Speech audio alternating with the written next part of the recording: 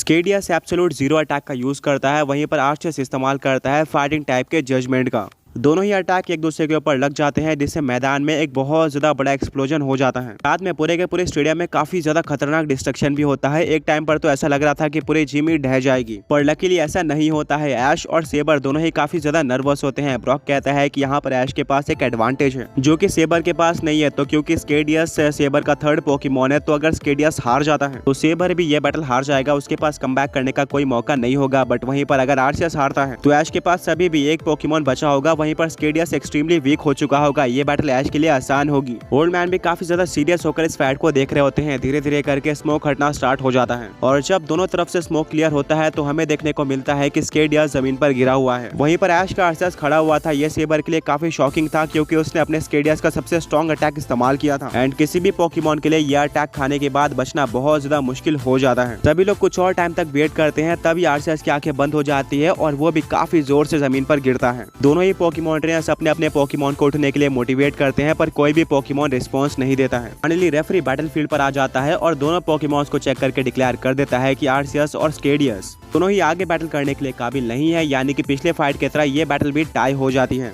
क्योंकि स्केडियस सेबर का third Pokemon था, तो अब स्केडियस के पास कोई भी पोकेमॉन नहीं बचा हुआ है। वहीं पर आर्सियस के बाद ऐश के पास अभी भी एक पोकेमॉन बचा हुआ था, यानी कि ये बैटल ऐश जीत चुका है। ये सुनते ही सेबर अपनी आंख बंद करता है और सर नीचे झुका लेता है। वहीं पर ऐश काफी ज्यादा एक्साइटेड हो जाता है और भागते हुए आर्सियस के पास जाकर कहता है कि आर्सियस तुमने अपना बेस्ट दिया और मुझे ये फाइट जिता दी। मिस्टी, ब्रॉक, सैना और ऐश के ग्रैंडफादर भी काफी ज्यादा खुश होते हैं क्योंकि ये बैटल सांस रोक देने वाली थी। जैसे कि ऐश को रूडर ने बताया था, सेबर को डिफीट करना बिल्कुल भी आसान नहीं था। ऐश अपने आर्सियस को पोकेबॉल के अंदर वापस लेता है। वहीं पर सेबर भी स्केडियस को अपने पोकेबॉल के अंदर वापस लेकर ऐश की तरफ बढ़ता है। ओल्ड मैन कितने टाइम से कुर्सी पर बैठकर ये बैटल देख रहे थे, वो भी सेबर और ऐश के पास आ जाते हैं। सेबर अपना हाथ आगे बढ़ाता है और कहता है कि जैसे कि मैंने एक्सपेक्ट किया था, ये बैटल अमेजिंग थी। शायद मेरे पूरे जर्नी की one of the best battle भी थी, जहां पर मैं हार चुका हूं। मैं बिलीव नहीं कर पा रहा हूं, इतने टाइम बाद एक चैंपियन जिम बैटल में मैं हारा हूं, जबकि मैं सबसे स्ट्रॉन्ग पोकेमॉन ट्रेनर माना जाता था सारे चैंपियन जिम्स का। ऐश कहता है तुम्हें हराने वाला पोकेमॉन ट्रेनर मैं ही था, इस बात की मुझे बहुत ज्यादा खुशी है और तुम्हारे काइंड वर्ड्स के लिए थैंक यू। ब्रॉक बोलता है कि अमेजिंग, ऐश ने सबसे टफ पोकेमॉन ट्रेनर को हरा दिया है पूरे चैंपियन जिम लीडर्स के, यानी कि ऐश बिल्कुल सही रास्ते पर जा रहा है। ओल्ड मैन कहते हैं कि हाँ, मैंने सेबर की पूरी जर्नी देखी है, मुझे पता है कि वो किस तरह से बैटल्स करता है और उसने पोकेमॉन यूनिवर्स ट्रेनर्स को भी टक्कर दे रखी है। एंड ऐश का एक ऐसे पोकेमॉन ट्रेनर को हराना एक बहुत ज्यादा बड़ी अचीवमेंट है। सेबर एक स्माइल देता है और कहता है वेल, जैसे कि मैंने वादा किया था, मुझे डिफीट करने के बाद अब ये रहा सेबर बैच।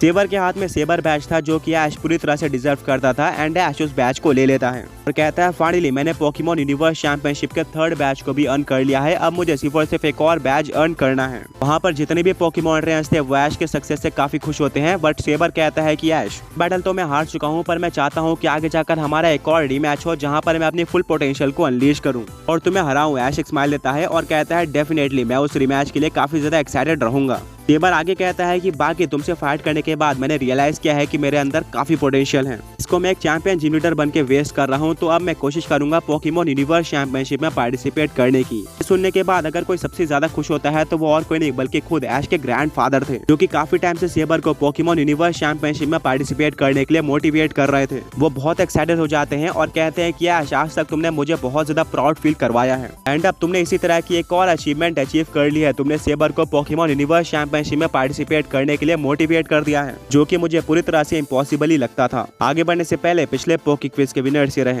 एंड आज का क्वेश्चन ये है कि सेबर के इस पोकेमॉन स्केडियस का सिग्नेचर अटैक कौन सा था। पहला मैच आसानी से हारने के बाद ऐश और सेबर के बीच में काफी ज्यादा कमाल की एंडिंग देखने को मिली थी। ऐश के ग्रैंडफादर और सेबर सभी के सभी सेटिस्फाइड होते हैं और इससे ज्यादा सबको क्या चाहिए था। इसलिए कहते हैं फाइनली अब ऐश आगे बढ़ सकता है चौथे जिम के तरफ, जो कि पोकेमॉन यूनिवर्स चैंपियनशिप की उसकी आखिरी जिम होगी। सेबर कहता है मैं तुम्हें एक हिंट देना चाहता हूँ, चौथा जिम लीडर भी काफी स्ट्रॉन्ग होने वाला है, बट हाँ वो मुझसे ज्यादा स्ट्रॉन्ग नहीं होगा, तो जहाँ तक मुझे लगता है तुम्हें ये बैटल जीत जानी चाहिए, बट हाँ उसके टास्क काफी डिफिकल्ट होने वाले हैं जिसको करने में तुम्हें टाइम लगेगा। ऐश कहता है कोई बात नहीं, अगर मैंने तुम्हें डिफीट कर लिया है और तुम्हारे टास्क पूरे कर लिए है तो मुझे पूरा भरोसा है कि मैं आखिरी चैंपियन जिम के टास्क को भी आसानी से कंप्लीट कर लूंगा। ओल्ड मैन कहते हैं यही कॉन्फिडेंस मुझे काफी अच्छा लगता है एंड इसीलिए ऐश इतना ज्यादा सक्सेसफुल है। ओल्ड मैन, ऐश के फ्रेंड्स और सेबर सभी लोग हाथ मिलाते हैं और एक फाइनल गुड बाय के साथ ऐश सेबर जिम से बाहर आ जाता है। ब्रॉक कहता है ये कमाल की बैटल थी, मैंने कभी भी नहीं सोचा था कि तुम एक चैंपियन जिम लीडर के सामने स्ट्रगल करोगे जहां पर तुम्हारे दो सुपर स्ट्रॉन्ग पोकेमॉन्स हार जाएंगे। पॉ और आर्सियस ये दोनों ही ऐश के टॉप लेवल के पोकेमॉन्स है, ओल्ड मैन कहते हैं, बट मैंने तो एक्सपेक्ट किया था क्योंकि मैं सेबर को काफी क्लोजली जानता हूँ और मैं तो ऐश को लकी कहता हूँ कि ऐश को अपने थर्ड पोकेमॉन का इस्तेमाल करने की जरूरत ही नहीं पड़ी। एंड सेबर के एक चैंपियन जिम लीडर होने से ऐश को एक एडवांटेज भी मिला है क्योंकि ऐश ने एक पोकेमॉन यूनिवर्स चैंपियनशिप लेवल का ट्रेनर्स डिफीट कर दिए हैं, जिससे ऐश को एक्सपीरियंस और कॉन्फिडेंस भी मिलेगा। कुछ इसी तरह के पोकेमॉन ट्रेनर्स ऐश पोकेमॉन यूनिवर्स चैंपियनशिप में फेस करने पड़ेंगे। हाँ, एवरेज पोकेमॉन ट्रेनर्स तो सेबर के इतने स्ट्रॉन्ग होंगे, बट टॉप लेवल के पोकेमॉन ट्रेनर्स इससे भी ज्यादा स्ट्रॉन्ग हो सकते हैं। वेल, इससे पोकेमॉन यूनिवर्स चैंपियनशिप की हाइप और भी ज्यादा बढ़ चुकी थी क्योंकि ऐश को पता चल गया था कि पोकेमॉन यूनिवर्स चैंपियनशिप में कितने स्ट्रॉन्ग पोकेमॉन ट्रेनर्स आने वाले थे और ऐश फायर्ड अप होता है। काफी टाइम बाद ये एक असली चैलेंज लग रहा था जहां पर ऐश को डोमिनेट करने नहीं मिलेगा बल्कि काफी क्लोज बैटल्स होंगी। अब ऐश वेट कर रहा होता है चौथे जिम के टास्क लिए, तभी ऐश का पोकेडेक्स वाइब्रेट करता है और ऐश अपने पोकेडेक्स को ओपन करता है जहां पर उसको एक नोटिफिकेशन देखने को मिलती है कि कांग्रेचुलेशन थर्ड जिम लीडर को डिफीट करने के लिए।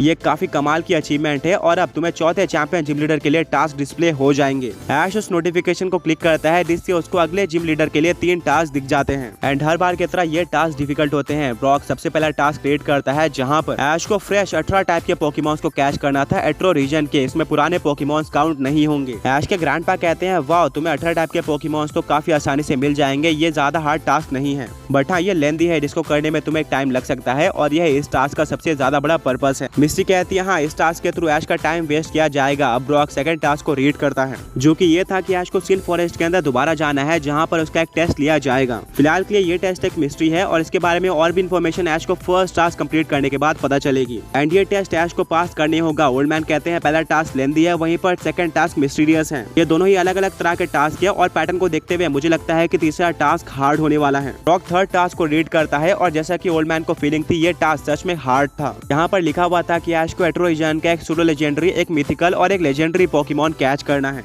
जो कि लेंथी के साथ ही साथ हार्ड भी था। यानी कि चौथे चैंपियन जिम लीडर के लिए सारे के सारे टास्क लेंथी और हार्ड होने वाले थे, जबकि पिछले सारे के सारे टास्क लेंथी तो नहीं थे बट हाँ डेफिनेटली हार्ड थे। अब ऐश के सामने एक नया चैलेंज आ चुका था।